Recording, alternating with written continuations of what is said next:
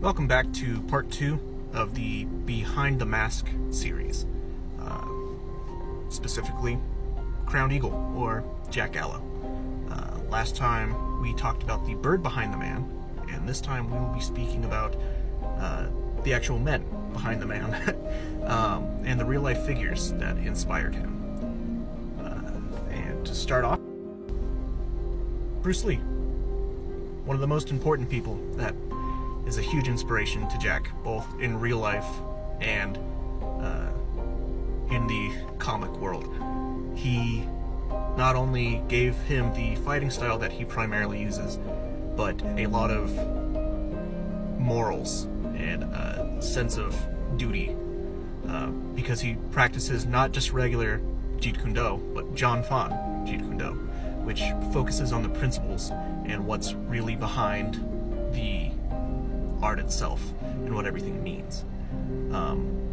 But not only did he get his unique fighting style from Bruce Lee, but his cool style and semi-cocky attitude, but still stays humble and is willing to make the sacrifice that is necessary. But also his musculature. As you can tell, Bruce Lee is quite bigger than most men his size. And same thing goes for Jack, because they follow things on a cellular level.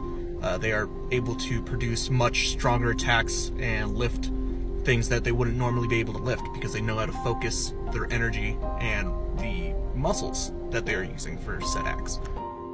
But in a sense of beauty, I guess you'd say, that'd be Brad Pitt from Fight Club. Huge inspiration whenever it comes to his face, I guess you'd say. But yeah, I mean, again, bloody pit fighter, basically.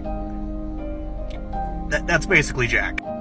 I mean, again, like, he just looks cool. He represents bad things, but he looks cool, and that's what matters. But also, in inspiration to his aesthetic, is the Bozo Suku, I believe it's how you pronounce it. Basically, the greaser movement in Japanese culture.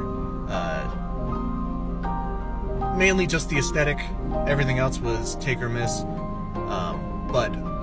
And this is one of the most important too, that he takes his aesthetic from.